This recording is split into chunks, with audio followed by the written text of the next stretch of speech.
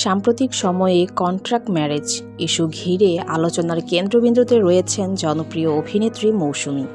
এই বিশেষ প্রজেক্টকে ঘিরে সামাজিক যোগাযোগ মাধ্যমে একদিকে যেমন শুরু হয়েছে নানা ধরনের আলোচনা, অন্যদিকে তেমনই দেখা দিয়েছে ব্যাপক সমালোচনাও। বিষয়টি ধীরে ধীরে শুধু অনলাইন প্ল্যাটফর্মে সীমাবদ্ধ না থেকে শোবিজ অঙ্গনেও ছড়িয়ে পড়েছে, যেখানে অনেকেই নিজেদের মতামত প্রকাশ করছেন। ফলে পুরো বিষয়টি নিয়ে এক ধরনের কৌতূহল তৈরি হয়েছে দর্শক ও ভক্তদের মাঝে। এই পরিস্থিতির মধ্যেই অবশেষে বিষয়টি নিয়ে প্রকাশ্যে মুখ খুলেছেন মৌসুমী। তিনি সবার সামনে এসে খুবই বিনীতভাবে হাত জোড় করে কথা বলেন।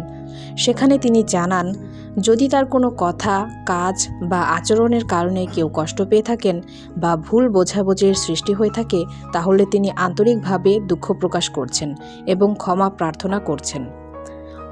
তিনি আরও অনুরোধ করেন, এই বিষয়টি নিয়ে যেন আর কোনো ধরনের ভুল বোঝাবুঝি, অপ্রয়োজনীয় আলোচনা বা বিতর্ক ছড়িয়ে না পড়ে।